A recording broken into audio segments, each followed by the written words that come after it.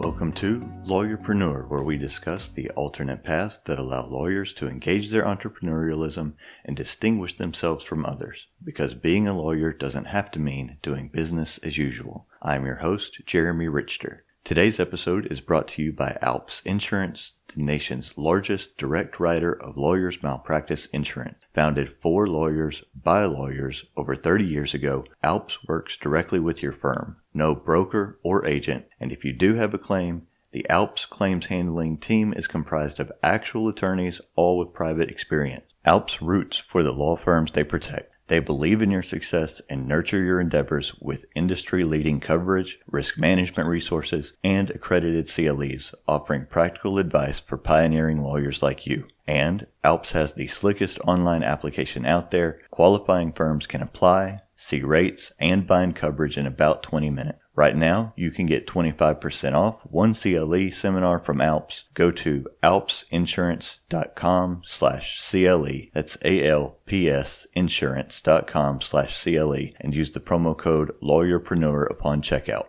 In addition to the corporate sponsorship that helps pay for the hosting and transcription of the show, you can support Lawyerpreneur on Patreon at patreon.com/lawyerpreneur. For less than the cost of a .1, you can help pay for the time it takes in creating and editing Lawyerpreneur and receive copies of my two most recent books, Stop Putting Out Fires and Level Up Your Law Practice. Now, on to the interview. My guest today is Haley Altman, the founder of Doxly, which was built as a platform that would transform the archaic and chaotic process of managing commercial transactions. In 2019, Doxly was acquired by Latera, where Haley is now the Global Director of Business Development and Strategy. Haley, welcome to Lawyerpreneur. Oh, thank you for having me, Jeremy. All right, I want to start with your title, the Global Director of Business Development and Strategy. That's a heck of a title. It's a long one. It was, but when I first started at Latera after the acquisition, I was general manager of transaction management. So I really think that I'm actually like the CEO of long titles. Is really what it comes down to. Well, if y'all haven't considered director of world domination, maybe that's just that's what I'm angling for next. Like you gotta have growth opportunities. Yeah, for sure. So yeah, no, I mean, what it really came down to also is the fact that, two lawyers are debating a title. And so obviously the CEO is a lawyer as well. And so we were talking about it and he's like, I want this role to have a really big business development focus because I've always had like kind of the commercial customer mindset. How do we best serve our customers? How do we understand what they need and how that translates into growing the business? And for me, like the way that you really can develop business is thinking about the strategic arc of the company as a whole. So we've got like three kind of core product lines at this point: our drafting lifecycle tools, the transaction management, and we are just getting into litigation. And it's like you've got to think of what is the kind of overall story of the company, and then what's the like story for each of the specific verticals that we're in. And so to me, that's a lot of like strategy and thinking through like what's going to resonate with our customers. And so we were both coming at the kind of what we wanted to accomplish with this role from kind of slightly different perspectives. So it just led itself into a really long title. Well, I think it really describes what you want to accomplish well and kind of encapsulates that. Mm-hmm. So I want to talk first about your transition from practicing lawyer to launching a company. Tell me what kind of work you were doing first as a lawyer. Yeah. So I was a corporate M&A attorney. So I practiced for 10 years, both on the West Coast and Silicon Valley. So I worked with a lot of biotech companies and true software tech companies to really help them raise capital. I did a lot of venture capital work. And then, as the companies grew, we would help them either position for private equity or, acquisitions. And so I kind of lived the arc of the company as a practicing attorney from setting them up in some instances all the way through exits and IPO type work. So it was really just, kind of, I loved working with companies and taking ideas and that people had and helping them build the framework and get the investment to make those ideas a reality. So when it came time for you to launch Doxly, you'd already seen how this goes I don't know, dozens of times at this point, you knew what you were getting into? I had no idea what I was getting into. like literally none, like absolutely none. You think about it, like, and this is like honestly, and I think an important point is, as attorneys, especially in the corporate side, like we really become business advisors. It's really beneficial as an attorney to understand the business that your company is doing. It helps you provide better counsel, and so you learn a lot about what companies are doing, what's made some successful, where people have tripped up, but understanding like kind of the day-to-day and how all of these different components like come together, you're looking at it from a real step back perspective of what needs to be true about this company for me to help them raise capital. So I understood building the, kind of the story arc of what would be successful for this company and helping them refine their pitch so that it would resonate with different investors.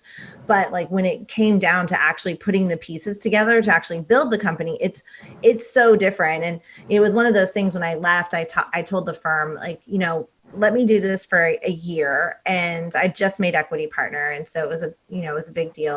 I'd made income partner the year before. And so going to equity and hitting that milestone was so amazing. And then, but it was just, I couldn't pass up the opportunity to build this. And I got to build it with a venture studio in Indiana called High Alpha. And so it's just one of those opportunities you can't pass up. And I told them, I was like, but gosh, I don't even know if I'm going to like this. And like, I don't even know if I'm going to be good at this. So let's take a year. And then at the end of the year, we'll decide, High Alpha and I will decide whether it makes sense for me to stay being CEO, and I'll decide whether I miss being a lawyer. And while I did miss being a lawyer after that first year, I was so kind of like all in on building this company. But it was just one of those things, like you don't know until you get into it, like kind of what goes into it, like what, you have to learn so fast. But it was a crazy, crazy jump. Yeah, for sure. I assume one of the biggest transitions is going from that billable hour lifestyle to a project-based system. What was that like for you? I mean, it's really easy to stop tracking your time. So, I was super bad at it. I was not the best at always measuring. Even though I did measure my life in 6-minute increments. Yeah. I think what's hard is that, as an attorney, you are going to that billable hour. You're focusing on how you spend your time and how that time relates to the client. And when you go into the more project kind of driven world, the idea of the team becomes so incredibly important as opposed to the individual. So when you're practicing and you can work with your clients, you will actually probably run a better deal if you have a more team approach to how you're going to, look at this transaction, what needs to happen, how we need to coordinate, and like working well together with people, it can really advance the client's interest. But attorneys are really kind of, we like to do things ourselves. So as much as we want to delegate and teach the younger generation of attorneys, there are moments where you're just like, I will get this done the way it needs to be done. I'm just going to do it. And so when you move into the kind of the company world, you can't do anything on your own. Like I can be the CEO, but unless I have a really strong, engineering lead, sales lead. I mean, obviously I knew I couldn't code, but there's so much more, customer facing. How do you develop the product? Like all of these things need to be with other people. And, the CEO has to be flexible, but if you can't get the best out of your team and motivate them and help them instill in them the passion for what you want to do, like you're not going to get there. There's no amount of hours. There's no amount of billable hours I can put in that will make the company successful if I don't embrace the concept of the team. Oh, that's really interesting. All right. Going back to kind of at the beginning of Doxley, there are thousands of, maybe I'm overstating it, I assume there are thousands of M&A lawyers. I'm insurance defense, so that's a little bit of a foreign world to me. Yeah. All of whom are interfacing with documents all the time, and it's clunky, and there's lots of documents. So how did you go from the person who says, okay, this is suboptimal, the way we're handling this, to being one of the people who takes it upon themselves to find a solution? Because that's a big step. It is was a big step. And I think it was enough like late nights. So I was a senior associate when I came up with the idea. I already had my first kid. I don't think I was pregnant with my second yet, but, I'm trying to navigate this world of building a client, basis. To make partner, you need to have that book of business. You need to be able to show that you not only have mastery of the legal field in which you really work, but how are you going to contribute to the growth of the firm? So I was doing so much stuff to develop business and to like think about what our clients needed and create kind of internal law firm products. But then the kind of the double-edged sword of being good at business development is that you have a lot of work to do. So you have the work that the firm needs you to do from a partnership basis, then you have the work you've brought in. And so you're kind of spread thin trying to understand like what needs to happen on any given moment. And so you're tracking things with word checklists and you're tracking them on 1,000 yellow notepads, and like it was just chaos. And I think it was just, there was one of the nights where it was again like 2 a.m. and we had these metal accordions and you'd put the folders in that represented each document in the deal, and then the pages stood up that were the signature pages, and you're going through everything. And we were closing the next morning and we were missing an entire document. It never made it to the checklist, so obviously it didn't make it into signatures. And so you're sitting there and you're like, oh my god, this entire deal hinges on this last document and our clients out of pocket. And it was like panic. And it's like, God, this is ridiculous. Like literally 2 humans are sitting in a room, one person sitting on the floor. It's 2 a.m. Like documents are everywhere. And you're like, this is not the way this should happen. And so there's gotta be, and so then I think my first thought was, well, clearly someone is doing this and we just don't have that technology here yet.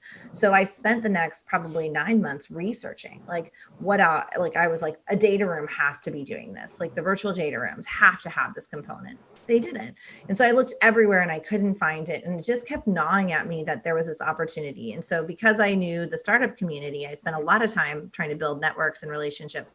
I went to them and said, is it possible to build this? I talked to designers, I talked to software developers and like all these different people. And they were like, yeah, this is totally possible. And it ties into what companies have done in other areas. And so then we started kind of going through it.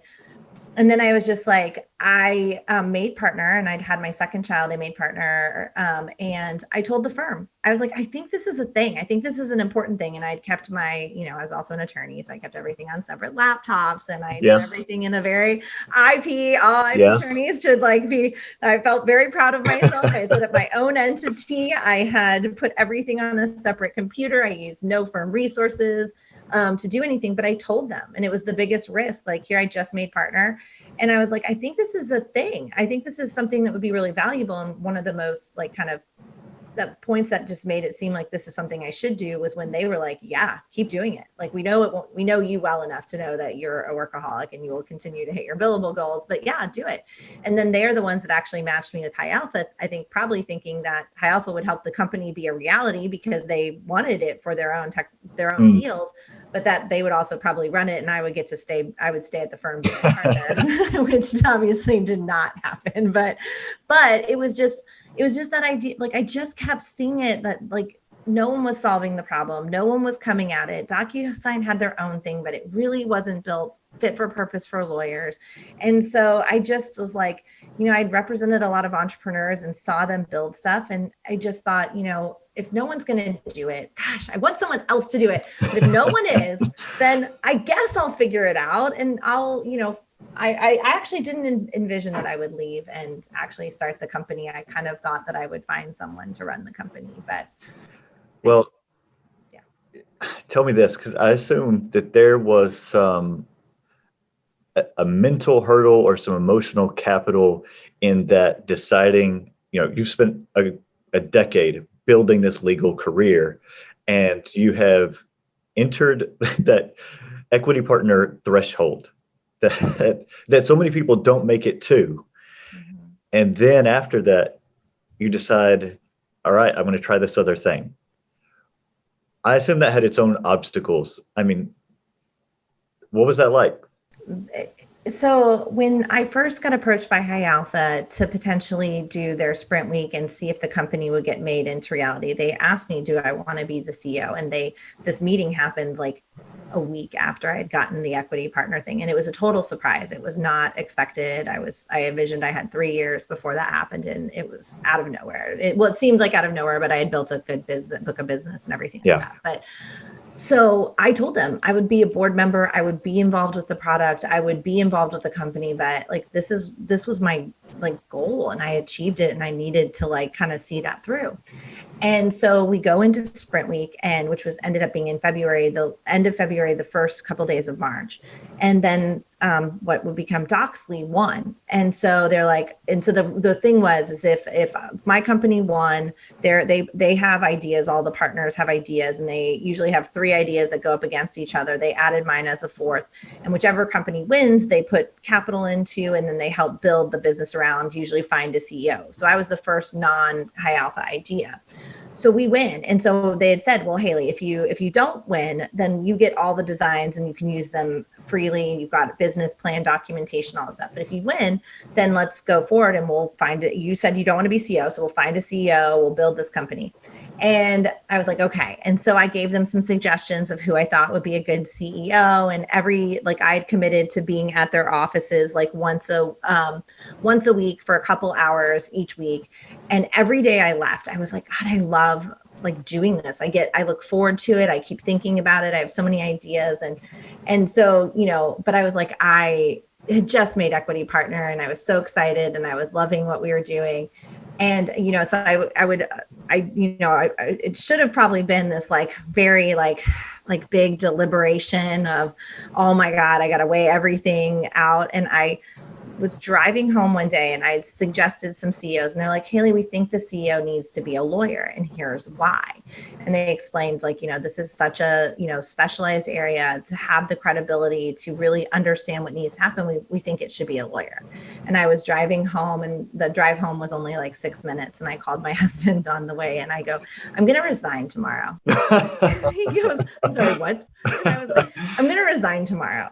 And he was like, wait, again, like what? And I was like, I need to do this. Like, I think they're right. A lawyer needs to do it. And I will regret not doing it. And so it was literally in that moment, it was just this like shift. And I was like, I have to do this. And then I was like super nervous, because obviously then I had to I told High Alpha to make sure they were bought in, and then I had to tell the firm. And I think when I thought about it, in my mind, there was just a mental shift. And in that moment, I knew this is what I was going to do. And nothing was going to change my mind. I was very confident in it. And then I thought, as the like kind of risk adverse attorney, I was like, at the end of the day, like, what's the worst thing that could happen since I've made this decision? It fails terribly. Okay, so, well, now I go back to being an attorney for companies, and I have the actual experience of what they've gone through in building a company. I can relate to the things that they're doing. I understand their journey. I understand the components better. And so I was like, it would make me so much better at my job to understand that journey. So even if I'm terrible at it and things go badly and it doesn't work, like I now have given myself more experience to do the thing that I actually really love doing. And I loved being an attorney, and I still like think fondly of it. Someone called me this morning and asked me questions about option grants and anti-dilution. And I was like, oh my God, like I need to tell you all about it. Like, let me tell you about a broad-based weighted average anti-dilution versus narrow-based. Like, let's get into it. And I literally went 30 minutes into all of that this morning. And I was like, and I love it. I love all the components of that. But, so that was the calculus. Like at the end of the day, I could go back to being what I was, and with much better experience. Well, I really like that, because so many people, the idea or the prospect even of failure would have been enough to keep them away from it. Whereas you looked at it and said, like that might happen, but it's not so terrible if it does. Yeah. Oh, I will tell you though, once I was in it, the idea of failing, because we're lawyers, we're like driven, and we want to do things. And I was a big law attorney, and I had I was like, and like that idea of failure just like is like terrifying. But then every day you're just like, okay, you just keep going. And I think there's a relentlessness to attorneys that I don't think we always give ourselves credit for. We always keep trying to figure out how to do things for our clients, how to better serve them. And it's like that kind of like drive can really help you in other things. Now you have to use it to good purpose. Like you can't be like relentlessly following a path that you're not willing to learn. And there, I've learned so much. And I think I had to take a step back. And like, when I was an attorney, I knew like my day was going to get crazy. Like someone was going to do something in a deal that was like out of left field and we had to like fix it. And it was just like, someone agreed to a business point that was like insane. And you're like now walking it back. And so like your day was never like, I'm going to do A, B, and C. There was always something that came up, but I knew how to do my job. Like I knew what to do. I knew what it meant to be an attorney. I'd spent a lot of time understanding how to do these deals.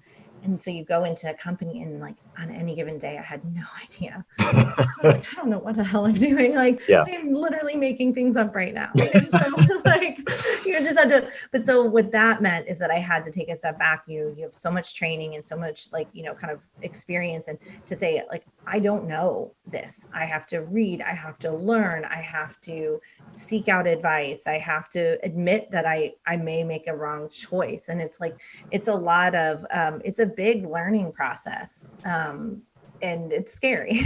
Yeah, sure. So in your practice, had you managed people before? I mean, had you worked in a team environment? What did that look like?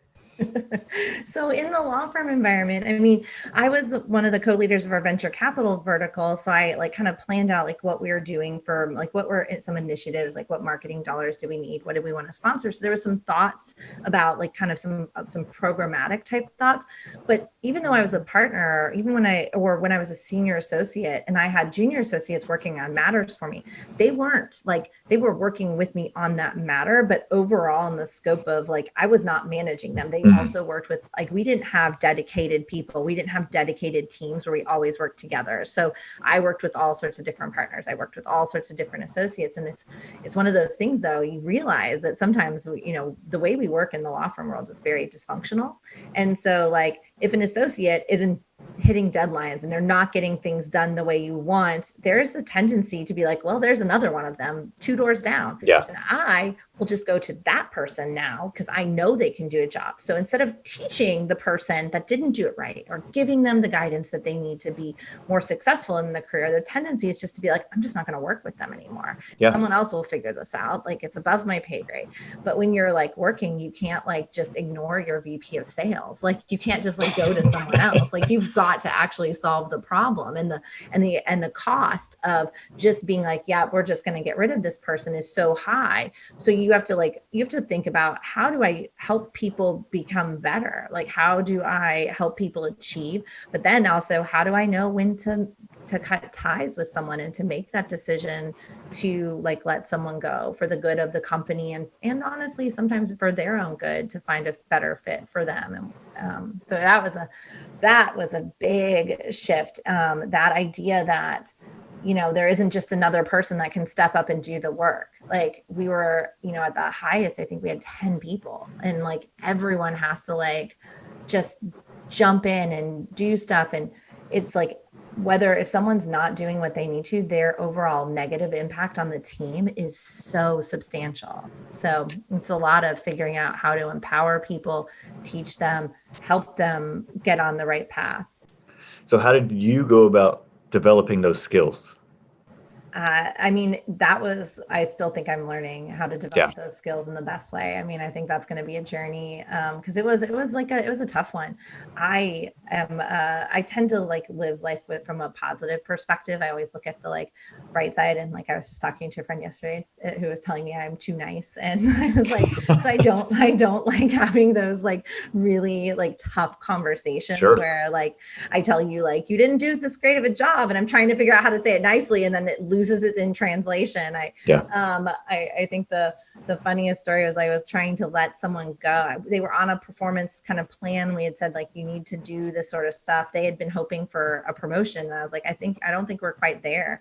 And I was on a call to let them go. And they thought I was giving them a promotion at the same time. Oh no. I was like, oh, this is not right.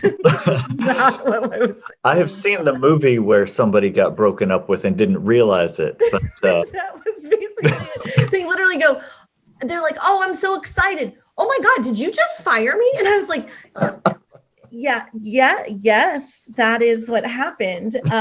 So what I learned, and so someone actually gave me a book. It was one of the most helpful books called Crucial Conversations. And it was really about how do you, and I also had read another book called Radical Candor.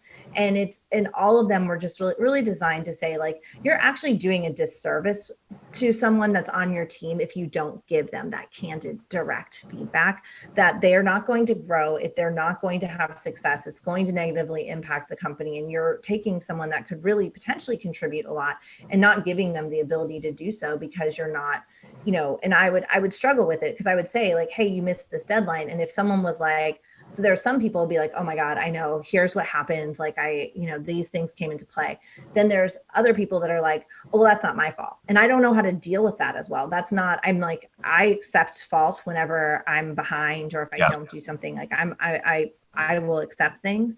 And so I had to learn that in, those situations, you need to say, no, this, I obviously there's always outside forces that impact what we're doing, but this is systemic and it's going to, have an impact. And so it was like reading all these books that gave you different tools and then practicing it with the people that were easier. So the people that were more understanding. So I would be more direct.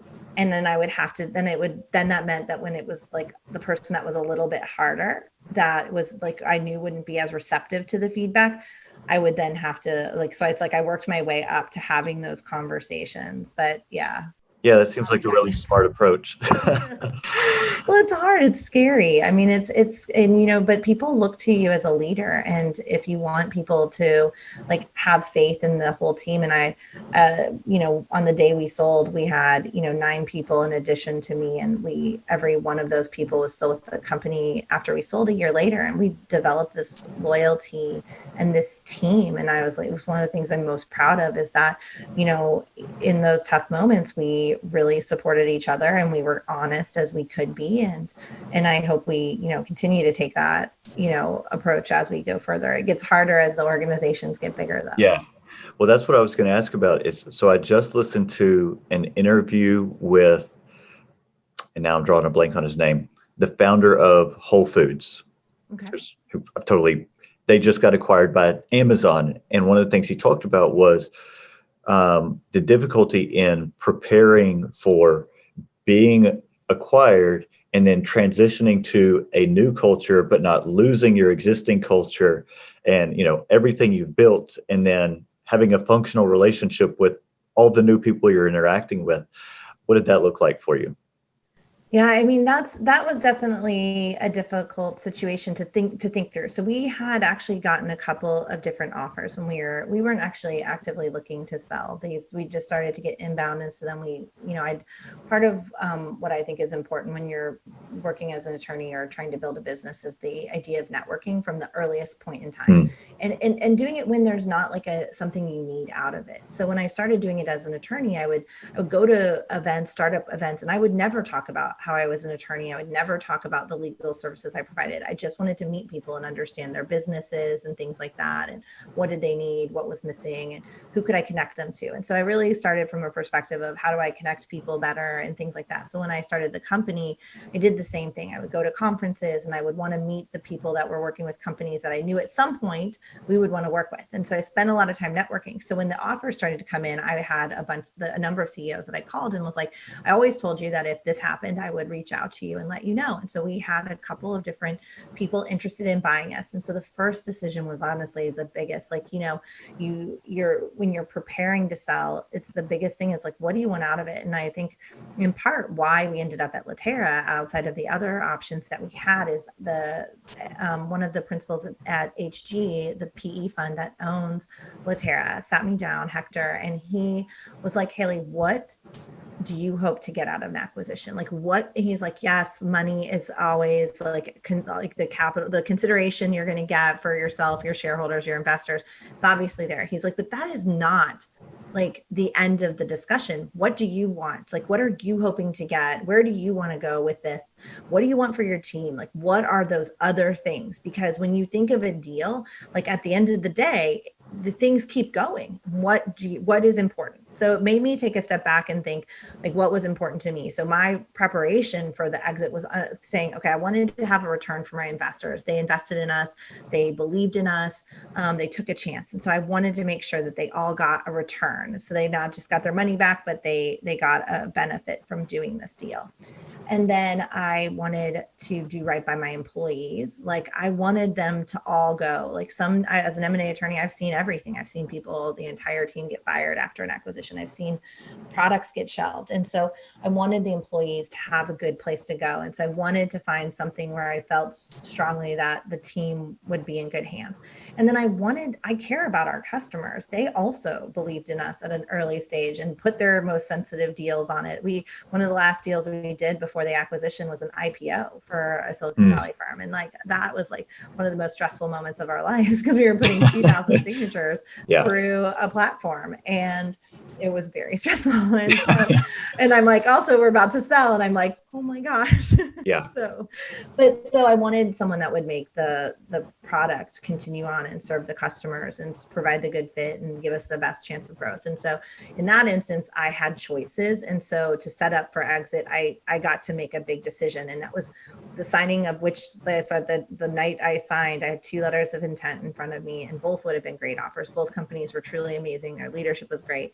And there was just came down to this gut feeling of like, this will be a good thing for my team. And so we signed. And then goes the process of integrating in the companies in Chicago and in London and New York.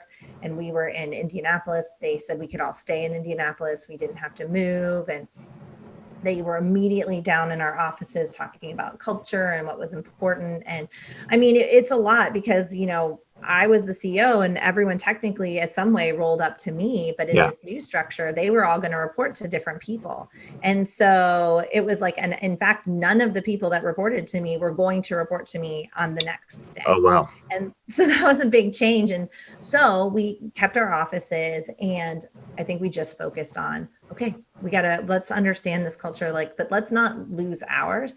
And so I'd like to think that some of the nimbleness and like the, kind of hustle and things like that we had as a startup, we got to bring to this company that was a little bit bigger, that was used to doing on-prem or like desktop applications. And here we are, this crazy like SaaS company that's doing all this stuff. And it's so different. So they're like, here are all our processes. And we're like, and also we're a totally different type of company. So here are ours. And so let's find a way to come together.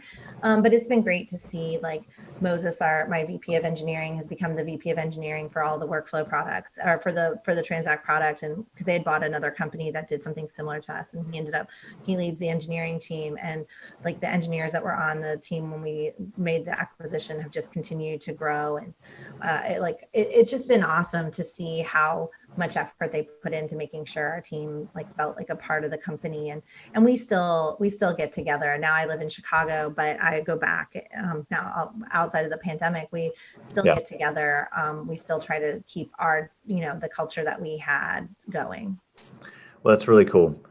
In the early days after resigning from the firm, I'm sure there were a bunch of doubts as you figured everything out. Were there any days where you were like Joe Bluth in Arrested Development and just thought, I've made a huge mistake?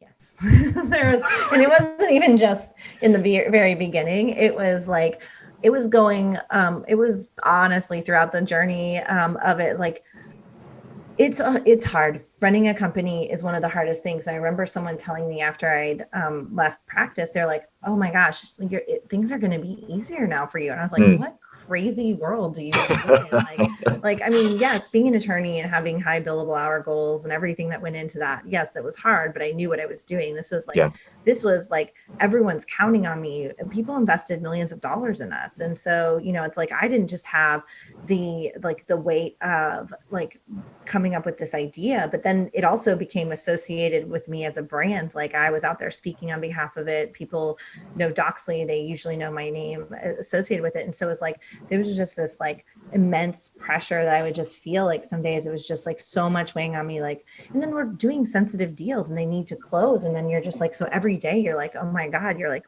oh, we got to solve the support issue. We got to do this, like that. It was like, being a startup CEO is just like a crushing amount of like doubt and fear. And I mean, there's so much excitement and wonder that comes from it, but it is like, I mean, it is so lonely. Like, and I talked to other CEOs about it. It's one of the most lonely things because when you have the greatest amount of fear about what you're doing, you don't have anyone to talk to because you can't put that on your employees because you need them to believe and to keep working and to keep hustling. And you need your board to believe in you, and you need the investors to believe in you because you know you're going to probably raise more capital. So you have to sit there with like all of the doubt and like sit there thinking about the decisions you made, the choices you made, the people you hired, the people you let go, everything just sits there and weighs on you. And then there's just this like, investors that put their money in, and you're just like, so there's just a lot of days where that anxiety of, is this going to work? Even up to the point where we're basically selling, everything was going in the right direction. We were about to raise our Series A round. We were getting more product market fit. We were landing more deals. Like everything was going the way we wanted it to go. But it was still like, oh my gosh, like I just want to do right by people. And so there would just be those days like, someone told me it's like having a startup is like being on a roller coaster where the highest high and the lowest lows happen on the same day. So like your morning was fabulous. You closed a deal, like everything like that. And then the afternoon, like some part of your product broke and it's like like a fire, and like it's like that all the time. And I think that's what, like, I think sometimes people like, so I think it's one of, lawyers, we don't have as much business understanding of what goes into it. We don't know what customer success, we don't know what demand gen is. We don't know the difference between inbound, outbound. I mean, we can figure it out. But we're pretty relentless, and being a CEO requires so much grit and determination and ability to just keep pushing when things aren't going the way you want. And, so those are the best things about us that help us through there. The hard part is like being willing to learn. I think we spend so much time like focusing on our career, like being able to let a whole bunch of people tell you and inform you and taking all that information in and, building consensus. It's like, those are the things that are harder for us, but there was so much doubt. Well, I know that, in our practices, a lot of times we have very deep knowledge in a lot of, or I guess probably a few specific areas. But in your role, it seems like you need to have much broader, shallower knowledge about so many other things. How did you, transition to thinking in a different way? I'm sure it's going to come back to the relentlessness you've talked about and being intrinsically motivated and just powering through everything else. But was it difficult for you to make that adjustment? It was, the one part about being a lawyer, it's like, you go deep in a kind of a set area, but we're all curious as attorneys. We want to learn, and we aren't afraid to do the work, to get down into the details and to consume a lot of information about the area we're in. So what I had to do is consume a small amount of information across a wide. So like reading books, listening to podcasts, asking people like, what's the best book I could read about customer success? Because it's different than support. It's not like when you call, because you didn't get an order that you wanted to get right, or someone delivered the wrong thing. That's support. Success is like, how do I set up a customer to use this software in the best way possible so that they're going to see success in it? So I read Delivering Happiness, the Zappos story. I read about marketing. I read about I just read a bunch of different books. I got a lot of recommendations. I talked to a lot of people. I tried to build relationships with other CEOs where they had different strengths, so they came from different places. But then I think what it really came down to is it's like tapping into a skill that you don't always have it as an attorney, in the trust and delegation. So I had to hire people that had strengths in areas where I was weaker, and I needed them to know their area, and I needed to be able to trust them to lead it. And so I needed to have that ability to let go of parts, because you can't manage all of it. You can't learn everything. You have to like kind of come together and say, okay, how are we going to make a decision? Like, what are some things that I will make the sole decision? I will take input in, but I will make the sole decision. And what are the things where I will give input and they will make the decision, and having those clear so that they knew where they were empowered to make the decision and where they should look to me for input, or where they were informing me so that I can make the decision, and trying to make those kind of like decision points so that everyone like kind of felt more empowered to do what they needed to do. So, I was learning over time. We had an executive chairman, Christopher Clapp, that came in like year 2 of the 3-year run, and he had led 3 different businesses to successful exit. And so it was like, I learned a lot from him in terms of how do you set up meetings? How do you kind of work together as a leadership team? And so it's just that not being afraid to learn, and then that ability to trust, which I think was the hardest. Like, I'm so used to just doing it myself and figuring it out, and realizing like you've got to place trust in other people. If you just make the decisions for them, they'll never be empowered to do it themselves. I feel like this is a really good place to leave off this interview that has been just like packed full of amazing stuff. And I think it's really good. If people want to follow or connect with you, where's the best place to do that? Yeah, they can find me on LinkedIn. I'm Haley Altman there. And then I'm on Twitter at Haley dash, is it dash or underscore? I'm also on Twitter. If they search Haley Altman, they can find you. They will find me. It is Haley _Altman. So HALEY _ALTMAN. Well, thanks for coming on. I really appreciate the conversation and your time. Oh, thank you so much for having me, Jeremy. This has been great. Thanks for listening, and I hope you've enjoyed today's show. Please take time to rate and subscribe at whatever podcatcher you're listening on. And if you want more from me, you can find me at jeremywrichter.com. You can also find me on Twitter at RichterJW. And if you want the extra audio and benefits available at Patreon, you can become a patron at patreon.com/lawyerpreneur. Thanks for listening.